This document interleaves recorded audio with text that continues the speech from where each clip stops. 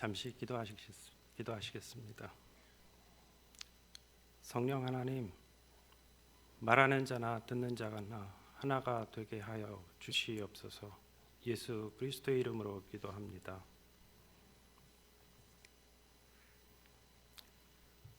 사람은 태어나면서 자신의 의지나 선택으로 부모님을 결정할 수 없습니다. 또한 자신의 의지나 선택으로 신체적인 조건도 결정할 수 없습니다. 자신의 조국은 물론이거니와 나라도 선택할 수 없습니다. 태어나 보니 그러한 환경이 주어졌고 태어나 보니 사회, 나라, 민족이 주어진 것입니다. 선천적인 조건과 환경은 나의 선택이나 의지 혹은 노력으로는 되지 않는 것입니다. 이러한 삶의 환경이나 조건은 내가 지고 갈 인생의 십자가이면서 또한 풀어야 하는 인생의 수수께끼와 같은 것입니다. 이것이 때로는 버겁기도 하고 때로는 그것이 삶의 굴레이기도 합니다. 누구에게는 건강한 몸과 좋은 환경, 훌륭한 부모를 만난다고 하는 것이 인생의 기쁨이며 행복이라고 말하지만 그 역시도 짊어져야 하는 인생의 십자가와 숙제는 분명히 있습니다. 많은 사람들은 좋은 부모, 넉넉한 가정 환경, 건강한 신체 그리고 높은 지위를 가진 부모님 밑에서 태어나면 좋겠다고 생각을 합니다. 이와 같은 환경은 나에게 주어진 기회이거나 환경은 아닐 것입니다. 그러기에 부러워하기도 하고 나의 환경과 비교하기도 합니다. 그래서 때로는 실망하기도 합니다. 나의 환경은 왜 이래야 할까에 대한 이해할 수 없는 환경과 조건 속에 살아야 한다는 것은 인생의 어려운 과제인 것은 분명한 사실입니다. 그런데 한 가지 분명한 것이 있습니다. 내가 처한 환경과 상황은 내 머리로는 이해하지 못하지만 하나님이 주신 환경이라는 것입니다. 받아들이든 받아들이지 않든 본인의 마음에 달려있지만 하나님이 주신 환경이고 내가 살아가야 하는 환경이라는 것은 사실입니다. 그 환경 속에서 나는 어떤 작품으로 내 삶을 만들어낼 것인가 하는 것이 인생에 던져진 숙제입니다. 주어진 환경을 가지고 우리 사회에서는 금수저냐 흙수저냐라는 비속어로 등장하고 자신의 출생 배경과 환경에 대해서 우월의식과 열등의식이 번져가서 삶과 인생을 자포자기하거나 한계를 설정하는 현상은 안타깝기만 합니다.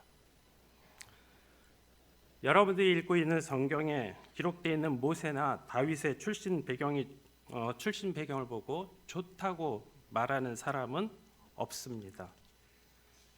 인생을 마감하고 글러보니 그렇구나라고 이해는 하지만 당시의 상황으로 들어가 보면 칼의 죽음을 이겨내고 물속에 건짐을 받고 고통 속에서 살아갑니다. 살아가는 과정 속에서 하나님이 어떻게 이들의 인생을 만들어 가실 것인가 하는 궁금증은 증폭이 됩니다. 우리가 성경을 통해서 바라보고 또한 결과를 알기 때문에 제3자적인 관점으로 그렇구나라고 이해하고 있는 것일 뿐이지만 그들에게는 고통 가운데 있는 자비일 뿐인 것입니다. 저 역시도 풀지 못하는 출생의 환경과 어려움을 가지고 주어진 환경 속에서 어떻게 내 인생을 풀어가야 하는가 하는 수수께끼 속에 살아가고 있었습니다. 그런데 어떻게 하나님이 인생의 고비마다 만남과 상황을 허락하셨고 그러한 과정을 통하여 어떻게 하나님이 역사하셨는가라는 것을 오늘 나누고 싶습니다. 저는 흙수저 중에 흙수저입니다. 태어난 후에 10대가 되어서 저희 아버지의 신상에 빨간 줄이 있다는 것을 알았습니다. 아버지도 자신의 의지나 선택으로 빨간 줄을 만드신 것은 아닙니다. 큰아버지가 6.25 때 월북을 하시어 연자제로 인하여 빨간 줄이 되었습니다. 그 당시 인생의 빨간 줄은 어디에도 취직하기 어려웠고 사회적인 활동도 어려웠습니다. 숨소리조차 내쉬기 어려운 순간이었습니다.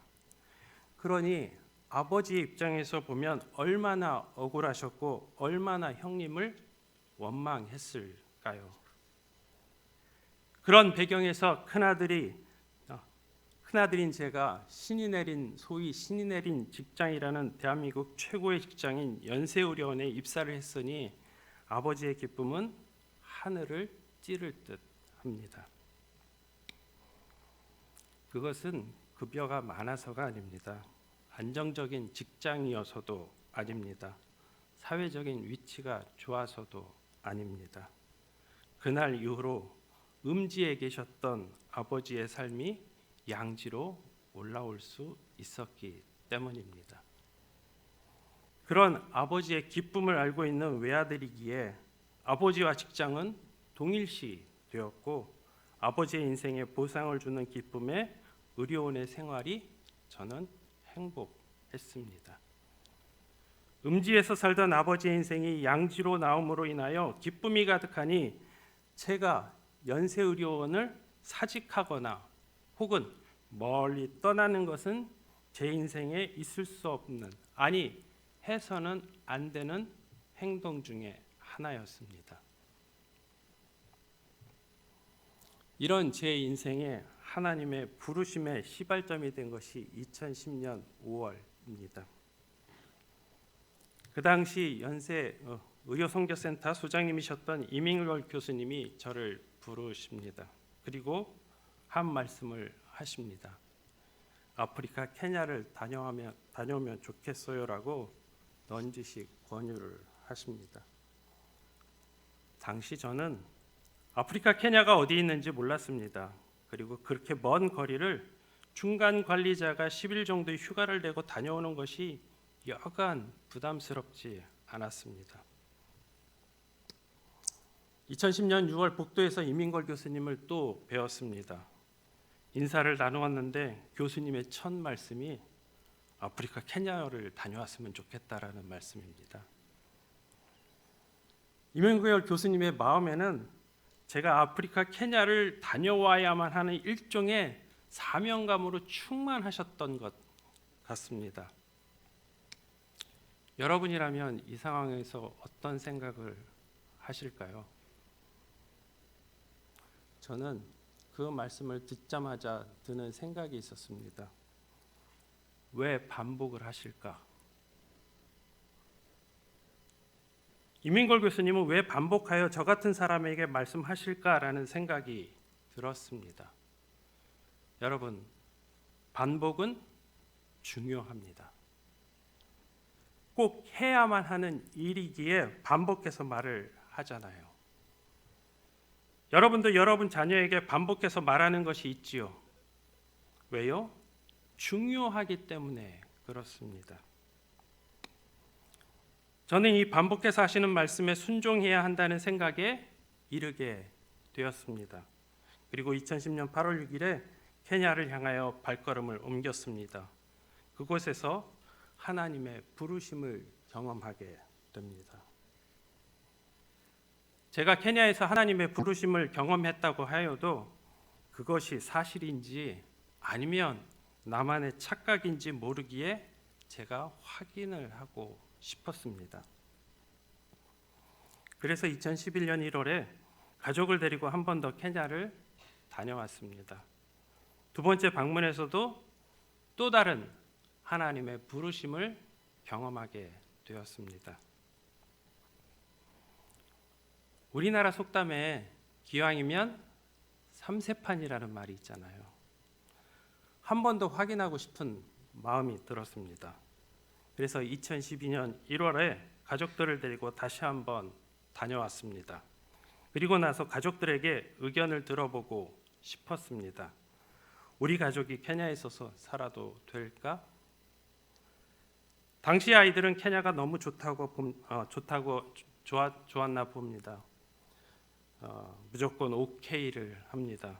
집사람도 휴직은 가능하니 다녀왔으면 좋겠다는 동의를 받아냈습니다. 저는 언변이나 말의 능력이 부족한 사람입니다. 또한 남에게 나의 마음을 보여주고 이야기하는 것을 굉장히 어려워하는 사람입니다. 아버지의 아픔에 깊이 매몰되어 있어서 그런지는 몰라도 남에게 속내를 드러내고 이야기하는 것을 어려워하는 사람입니다. 그러니 말도 조리 있게 잘 못하는 사람 중에 하나입니다. 이렇게 설교를 하는 것을 보고 혹시나 말을 잘하는데 왜? 라고 하실 수도 있을 것 같습니다. 케냐에 가기 전에도 가서도 그리고 지금도 남에게 말하기를 어려워하는 사람입니다. 가슴속에서 케냐에 대한 열정은 끓어오르고 있었지만 누구에게도 케냐를 가고 싶다고 말하는 것이 어려웠습니다. 마음과 현실의 균형이 깨지는 현상을 보이고 있는 것입니다. 그러던 중에 박진영 소장님에게 조심스럽게 케냐를 가고 싶다는 말을 건넸습니다. 만일 일반 사무직이 의료 선교를 할 수 있나요? 라고 저에게 반문을 하셨다면 저는 포기했을 겁니다. 그저 먼 나라의 꿈으로 이해하고 가슴앓이를 하면서 살았을 것입니다.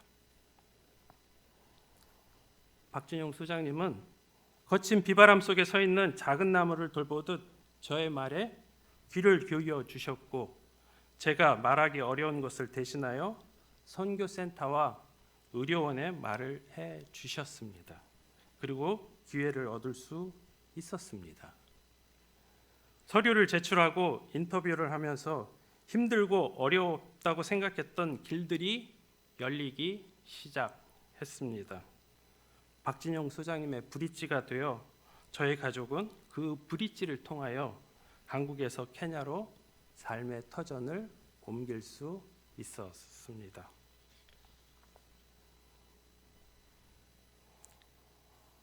케냐의 초창기 생활에는 날아다니던 파리도 아름답게 보였습니다. 길에서 구걸하는 거린의 손도 천사의 손으로 보였습니다. 그런데 시간이 지나고 생활의 여러 측면들이 다가오기 시작합니다. 날아다니는 파리는 파리일 뿐이라고 말하는 시간이 되었습니다. 환경, 언어, 문화, 비자로 저와 제 가족은 인생의 내리막길을 걷고 있었습니다. 설상가상으로 들고 왔던 돈도 다 떨어져가는 상황이었습니다. 앞뒤가 꽉 막힌 상황에 돌파구가 보이지 않는 상황이 되었습니다. 2013년 1월 31일 말라위에서 의료원 주최로 달리는 안과병원의 개소식이 있었습니다. 개소식을 마치고 리더십들이 한국으로 돌아가시는 시간이 되었습니다. 비행기를 타고 한국으로 돌아가시면 됩니다. 그런데 한국으로 귀국하는 길에 케냐를 잠시 트랜짓하게 되었다고 안신기 원장님이 연락이 왔습니다. 앞뒤가 꽉 막힌 상황 속에서 원장님이 저희 집을 방문한다는 것입니다. 원장님은 6시간의 트랜짓 타임 동안 저희 집을 방문하셨고 대화의 시간을 가졌습니다. 그리고 2가지 당부의 말씀을 해 주셨습니다. 첫째는 선교사의 자존심을 팔지 말라라는 것이었습니다. 둘째는 무슨 일이 있든지 혼자서 결정하지 말고 선교센터에 보고해 주기를 바란다는 당부의 말씀을 하셨습니다. 10,000km 떨어진 거리에서 홀로 떨어져 살아가는 우리 가족을 위하여 잠시 케냐를 방문해 주신 원장님이었습니다. 그리고 인생의 내리막길을 걷고 있는 우리 가족에게 필요한 말씀으로 용기를 주신 것입니다.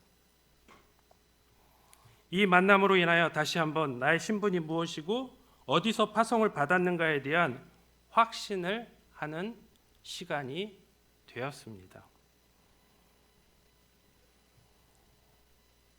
외국에서 살아본 사람이라면 무엇이 제일 중요한지 알고 있습니다. 그것이 무엇일까요? 예, 비자입니다. 체류 신분을 확보하는 것입니다. 나라가 아녔던 파리가 아름답던 시간은 첫 번째 관문인 비자 문제를 만나고 산산이 부서지는 경험을 했습니다. 이민국은 외국 사람들에게는 슈퍼갑입니다. 오라 하면 오고 가라 하면 가야 하는 곳이 이민국입니다. 신이 내려준 직장인 연세의료원에서는 아무리 우리가 어렵다 하더라도 신분과 체면은 늘 유지할 수 있었습니다. 그런데 케냐의 상황은 180도 바뀌었습니다. 이민국 직원의 말 한마디에 우리의 체류가 결정됨으로 인하여 늘 마음은 졸이고 이민국 문턱을 넘을 때마다 심장이 2배로 빨라지는 것을 경험하는 시간이었습니다. 체류 신분을 위하여 이민국을 대략 7번째쯤 방문했을 때 비자가 나왔습니다. 그런데 예상했던 선교사 비자가 아니라 고용 관계에 의한 비자였습니다. 고용 관계에 의한 비자는 1년에 350만 원을 지불해야 하는 것입니다. 2년 동안 700만 원이고 4년이면 1,400만 원을 지불해야 하는 상황입니다. 이미 자녀 학비와 생활비용으로 가져온 돈은 다 소진했습니다. 700만 원이 없는 상황이었습니다. 아니 있어도 선교사 비자는 저의 정체성이니만큼 제가 물러설 수 없는 상황이었습니다. 그렇다고 우산 역할을 했던 케냐 누가웨에 기대어 비자를 해결해 달라고 요청하기에는 한계가 있는 상황이었습니다. 다시금 난간에 부딪혔습니다. 어떻게 이 문제를 해결할까 고민하고 있는 상황이었습니다. 해결해 줄 수 있을 만한 한 줄기의 빛은 보이지 않고 이민국에선 압박을 해오는 상황이었습니다. 2013년 3월 21일 메일이 한 통 들어옵니다. 개인 메일이라고 하면서 보내졌습니다. 오늘 사회를 보신 신전수 교수님이 보내신 메일입니다. 만약에 700만 원이라고 결정이 난다면 언제까지 그 액수가 필요한가요? 그리고 개인적인 질문입니다. 요새 전 세계적인 환율 전쟁 가운데 있습니다. 그것도 인플레로 어려움이 많이 있지요. 적정 생활비에서 후원금 외에 개인 비용이 얼마나 더 들어가나요? 라는 메일이었습니다. 체류 신분으로 인하여 어려움을 경험하고 있을 때 신정수 교수님의 메시지는 다시금 일어설 수 있는 힘을 주는 메일이었습니다. 그대로 앉아서 700만 원을 받아서 문제를 해결할 수 없다고 결심을 했습니다. 이는 내 정체성의 문제이고 그 비용의 가치를 알고 있기 때문입니다. 그리고 다시 일어났습니다. 하루가 멀다 하고 이민국을 달려갔습니다. 오라 하면 오고 가라 하면 가는 바보가 되기로 결정했습니다. 그렇게 이민국을 23번째쯤 정도 방문했을 2013년 5월 1일 저는 3년의 선교사 비자를 받게 되었습니다. 어려운 상황에 부딪혔을 때 신전수 교수님의 메일은 다시금 도전하자는 결단을 만드는 힘이 되어준 메일이 되었습니다. 말씀을 마치겠습니다. 저에게 의료원이 가지고 있는 의미는 제 자신의 영광이나 기쁨을 넘어서는 것이었습니다. 아버지의 인생을 보상하고 음지에서 양지로 나오는 게 만드는 직장이었습니다. 그러한 상황 속에서 하나님은 저의 인생에 대한 계획을 가지고 계셨습니다. 제 인생에 대한 계획과 발걸음은 만남을 통하여 찾아왔습니다. 존경하는 분들의 만남 속에서 하나님은 선택과 결정을 요구하셨습니다. 그 선택과 결정을 해야 하는 순간에 저는 외부의 소리를 끄고 홀로 잠기는 모습이 되었습니다. 하나님은 홀로 인생의 짐을 지고 가야 한다고 말하지 않았습니다.